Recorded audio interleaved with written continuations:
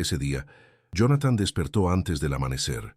No por elección propia, simplemente ya no dormía. Pasaba las noches tendido en la oscuridad de su habitación de hotel, con los ojos abiertos, el cuerpo temblando ligeramente y la sensación de desaparecer en su interior. Era su quinta semana en Chicago, donde había programado una serie de citas con especialistas en una clínica que juraba tener un enfoque holístico y revolucionario. Una vez más, se fue con la misma documentación impecable, las mismas pruebas que decían que estaba bien. El médico le dio 2 palmaditas en la espalda y le sugirió terapia. Jonathan se fue sin decir palabra. Caminó sin rumbo por las calles mojadas, como esperando que el viento se llevara su dolor a algún lugar lejano. Se sentía invisible, un hombre con un traje de $5,000, pero por dentro destrozado como una casa en ruinas. Mientras deambulaba sin rumbo, vio una puertecita mugrienta con un letrero torcido, Grace Place. No parecía prometedor, pero en ese momento no le importaba la apariencia, el menú ni la comodidad, solo quería sentarse. Entró. El olor a grasa vieja y café quemado lo golpeó de inmediato y por un momento consideró volver. Pero entonces una voz suave preguntó, ¿quiere una mesa para uno? Era Ellie. Llevaba el pelo recogido en un moño improvisado, su uniforme un poco arrugado, pero sus ojos estaban vivos. Jonathan asintió en silencio y se sentó en un rincón, cerca de la ventana empañada. Estaba demasiado agotado para pedir nada. Solo quería pasar desapercibido, pero no fue así. Ellie regresó con un vaso de agua y un café y sin ninguna ceremonia preguntó, ¿estás bien? No era una pregunta formal. A Jonathan le dolió como una aguja justo en el punto donde sentía dolor. Jonathan tardó un rato en responder. Esa pregunta, tan simple, tan humana, lo pilló desprevenido. Tragó saliva con dificultad, la miró unos segundos y por primera vez en años dijo la verdad. No, no estoy nada bien. La frase salió áspera, casi como un grito de socorro. Ellie no se inmutó. No dijo, lo siento, ni, ya se me pasará. Simplemente apartó la silla y se sentó, con una calma que contradecía el ritmo acelerado del restaurante. ¿Quieres hablar de ello?, preguntó. Y él habló, por primera vez, sin filtros. Habló de su cuerpo debilitado, de los médicos que lo trataban como una ecuación sin resolver, de su miedo a volverse loco. Habló de su exesposa, de los hijos que ya no llamaban, de los días en que pensó en desaparecer. Ellie no lo interrumpió, simplemente escuchó, y fue allí, en aquella mesa de fórmica agrietada, entre el olor a tocino viejo y el sonido de los platos apilándose, que Jonathan lloró como un niño. Ellie no tenía respuestas preparadas, pero estaba presente. Después de escucharlo todo, respiró hondo y compartió la historia de su hermano Miguel. Dijo que él también tenía síntomas fantasma, que nadie tomaba en serio, que su madre, sin más recursos, lo llevó a un curandero en las afueras de Oaxaca. Jonathan frunció el ceño. ¿Curandero?, repitió con escepticismo. Ellie se encogió de hombros. Pidió una prueba de metales pesados. Los médicos nunca la consideraron y dio positivo para mercurio. Tardó un poco, pero mejoró. Jonathan quiso reír, pero no pudo. Su cabeza le decía que era ridículo. Sin embargo, su corazón se aferraba a esa posibilidad como quien encuentra una ramita en medio de un naufragio. Ellie sacó una servilleta y anotó los nombres de 2 laboratorios que podían realizar la prueba. «No tienes nada que perder», dijo con una firmeza que él no esperaba de ella. Jonathan tomó el papel con manos temblorosas y por primera vez en mucho tiempo sintió una chispa de esperanza. Esa misma tarde, Jonathan llamó a uno de los laboratorios recomendados y programó la prueba. No se lo contó a nadie, ni a su asistente, ni al médico que lo atendía en la clínica de Chicago. Se sentía avergonzado de seguir la recomendación de una camarera, y al mismo tiempo, algo en su interior sabía que era lo correcto. Cuando llegaron los resultados una semana después, la sorpresa fue enorme. Sus niveles de mercurio eran 6 veces superiores al límite de seguridad. El toxicólogo del laboratorio se alarmó. Preguntó por su dieta, sus hábitos, su exposición a metales. Jonathan empezó a atar cabos. Los mariscos exóticos que consumía semanalmente, los suplementos importados que tomaba sin conocer su origen, los viejos empastes que tenía en los dientes de joven, todo tenía sentido, y a nadie en 4 años se le había ocurrido. Con el diagnóstico en la mano comenzó de inmediato la desintoxicación. Las semanas fueron difíciles. Eliminar el mercurio de su organismo le provocó reacciones intensas, pero los síntomas comenzaron a remitir gradualmente. La niebla mental se disipó. Sus manos dejaron de temblar. Volvió a dormir. Su cuerpo comenzó a responder. Jonathan, acostumbrado a resultados rápidos y soluciones caras, se sintió agradecido por algo tan simple y por alguien tan inesperado. El día que pudo caminar sin dolor durante 1 hora, decidió regresar a Grace Place. Quería encontrar a Ellie, agradecerle, decirle que le había salvado la vida, pero al llegar, la gerente le dijo que había renunciado 2 días antes. Simplemente dijo que necesitaba seguir adelante. Jonathan se quedó de pie en la acera, con el papel con la dirección del laboratorio aún en el bolsillo. Sintió un extraño vacío, como si hubiera perdido a alguien importante sin siquiera haber tenido tiempo de conocerlo bien. Jonathan volvió al restaurante 2 veces más esa semana, con la esperanza de encontrarla por casualidad. Preguntó por ella, dejó sus datos de contacto al personal e incluso ofreció una recompensa a quien le dijera dónde estaba Ellie. Nadie supo qué responder. Fue como si se hubiera desvanecido en el aire, tan silenciosamente como había entrado en su vida. El último día, al salir, el gerente le entregó una servilleta que Ellie le había dejado con instrucciones de dársela por si el hombre del traje volvía. Era simple, escrita a mano con bolígrafo azul. Yo no te salvé. Te salvaste tú mismo al dejar entrar a alguien. Eso lo destrozó. Jonathan guardó la servilleta en su cartera y allí permaneció durante los siguientes años. Arrugada, descolorida, pero intacta. Era el único recuerdo físico que tenía de ella. No sabía su apellido, no sabía de dónde venía, pero sabía que ese encuentro lo cambió todo. Durante los meses siguientes, a medida que su cuerpo sanaba, algo en su interior también empezó a reorganizarse. Por primera vez en años, Jonathan apagó el piloto automático, redujo su carga de trabajo, empezó a asistir a terapia, algo que siempre había considerado una pérdida de tiempo, e intentó reconectar con sus hijos, aunque con reticencias. Pero había algo que no podía quitarse de la cabeza. ¿Cuántas personas vivían lo que él había vivido, en silencio, con dolor, sin diagnóstico, tratadas como locas o hipocondríacas? ¿Y cuántas Ellis había ahí fuera, escuchadas de verdad, pero sin voz ni espacio para actuar? Fue esta inquietud la que lo llevó a crear la Fundación Grace. El nombre fue elegido, por supuesto, en honor al restaurante y a la joven que le tendió la mano en un momento en que nadie más veía su sufrimiento. La fundación empezó siendo pequeña, con un equipo de escucha activa y una red de laboratorios colaboradores, pero pronto se expandió. La propuesta de la Fundación Grace era simple pero audaz: acoger a Minati, personas con enfermedades no diagnosticadas, escucharlas con genuina atención y ofrecer alternativas de investigación, sin el juicio clínico automático que tan a menudo ignora el sufrimiento humano. El proyecto no buscaba reemplazar la medicina, sino complementarla con empatía. Jonathan sabía que el mayor error que los médicos que consultaba no cometían era diagnosticarlo mal, sino tratarlo como un caso, no como una persona. La fundación comenzó a ofrecer grupos de discusión, grupos de apoyo y consultas con especialistas dispuestos a ver más allá de los exámenes. Pronto, cientos de historias similares a la suya comenzaron a llegar. La gente estaba agotada, incrédula, tratada como exagerada o histérica, y en cada rostro que encontraba veía un atisbo de lo que había sido.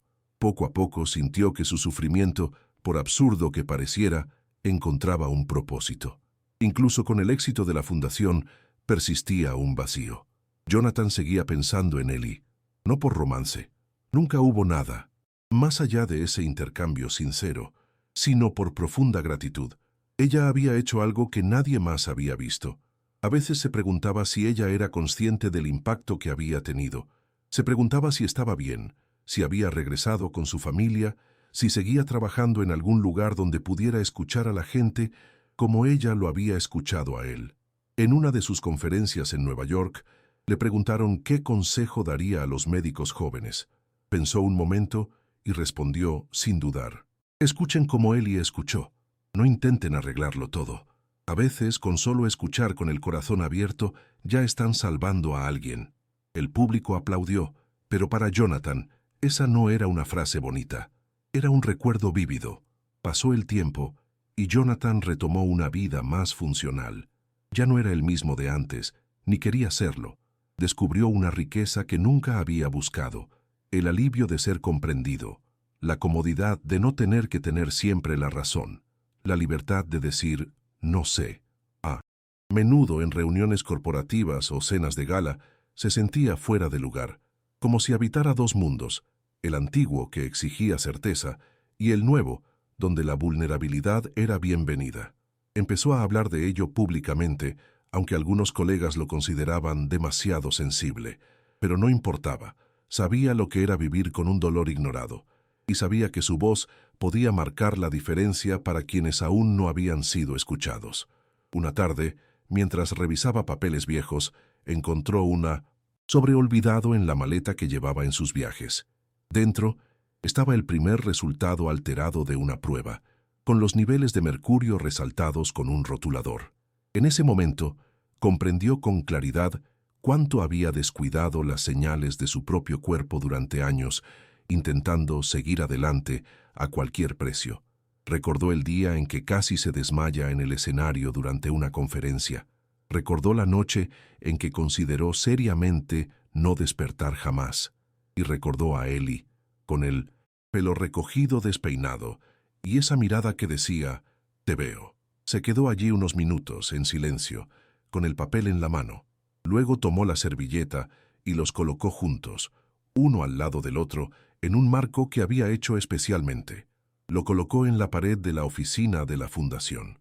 No para presumir, sino para no olvidar nunca que detrás de cada historial médico hay una persona que intenta ser escuchada. Unos años después, llegó un momento en que uno de los directores de la fundación sugirió convertir la historia de Jonathan en un documental. Dudó. No le gustaba la idea de convertirse en un símbolo de superación, pero tras reflexionar, accedió con una condición. Eli debía ser mencionada, aunque nadie supiera su paradero. Sin ella no hay historia, dijo. El documental se realizó, se proyectó en varios festivales y recibió atención mediática. Algunos dijeron que era inspirador, otros que era difícil de creer. A Jonathan no le importó. Sabía que era verdad. Sabía lo que había vivido. Y sabía cuántas personas seguían experimentando lo mismo. Ignoradas, incrédulas, solas. Por eso continuó.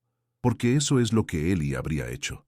Ella no sanaba con fórmulas, sino con presencia. Y esa era la esencia de Grace. Un espacio donde las personas no tenían que demostrar que estaban sufriendo para ser bienvenidas. Un día, llegó un correo electrónico anónimo a una de las bandejas de entrada de la fundación, sin título ni firma. Solo decía, «Sigo escuchando». Jonathan lo vi, leyó y lo supo. No estaba seguro, pero lo presentía, como si al otro lado de la pantalla alguien supiera exactamente cuánto significaba esa frase. No respondió. No lo necesitaba. Simplemente sonrió, cerró su portátil y se dirigió a la sala de escucha donde, en ese momento, dos voluntarios atendían a una mujer en crisis. Se sentó allí unos minutos, en silencio, observando. Fue allí donde se sintió más completo, no en el escenario, no en los titulares, sino en medio de una verdadera atención. Porque había comprendido, tarde pero justo a tiempo, que hay dolores que no requieren soluciones. Requieren presencia, requieren personas, y a veces una simple pregunta puede ser todo lo que alguien espera para volver a la vida. En esa misma sala, en una de las reuniones semanales de la fundación, Jonathan sintió por primera vez que su dolor tenía un lugar en el mundo. Escuchar historias de otros que luchaban con diagnósticos inexistentes o despidos médicos lo hizo sentir menos solo. Comprendió que su sufrimiento no era un error ni un fracaso personal, sino parte de una realidad mayor, donde el sistema de salud a menudo no veía más allá de los síntomas. Allí, entre conversaciones y silencios compartidos, Jonathan encontró un sentido que nunca había experimentado en su carrera como magnate. El dolor, que antes lo había aislado, ahora lo conectaba con otras vidas.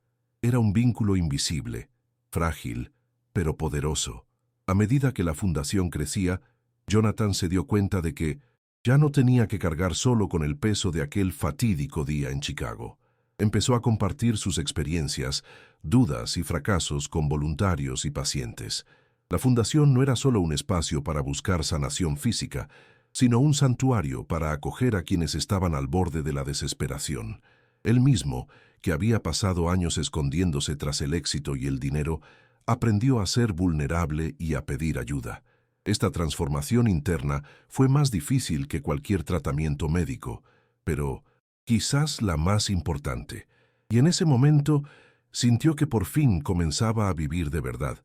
Un día, durante una conferencia internacional sobre salud mental, Jonathan fue abordado por una joven que se presentó como estudiante de medicina. Dijo que conocía su historia y que ésta había cambiado su perspectiva sobre el tratamiento de pacientes. Explicó que, desde entonces, había estado intentando practicar la escucha activa en sus prácticas, buscando ver más allá de los exámenes y los síntomas. Jonathan sintió una emoción inesperada. Ahí estaba la semilla que Eli había ayudado a plantar, la idea de que la medicina necesitaba, sobre todo, escuchar. Esta joven era la prueba viviente de que su experiencia, aunque dolorosa, estaba generando un cambio real. Era un ciclo que comenzaba a cerrarse, y él no podría estar más agradecido por ello. Pero incluso con todos estos logros, la ausencia de Eli seguía siendo una herida abierta. Jonathan pensaba en ella como si fuera un capítulo de su vida que jamás tendría un final escrito. A veces imaginaba cómo habría sido si se hubieran conocido mejor, si hubiera tenido la oportunidad de agradecerle en persona, de decirle cuánto había cambiado su vida ese simple gesto. En el fondo, sabía que ya no importaba. Lo que realmente importaba era que ese día gris en Chicago, en una mesa de un restaurante cualquiera, una camarera vio a un hombre invisible, y eso lo cambió todo. Su historia no necesitaba nada más. Esa tarde, sentado solo en la oficina de la fundación, Jonathan miró por la ventana y sintió algo diferente, una especie de paz tenue pero real. Sabía que no solo estaba curado físicamente, que aún llevaba cicatrices invisibles, pero también sabía que, por primera vez, no estaba solo ni perdido. Había construido algo más allá de sí mismo, algo que podía ayudar a otros a encontrar la luz cuando la ciencia y la medicina tradicional fallaban. Pensó en Eli, en esa simple pregunta que había sido la clave. ¿Estás bien? Y se dio cuenta de que la respuesta finalmente podría ser sí. Ya no sentía angustia que le oprimía el pecho, solo un silencio cargado de significado.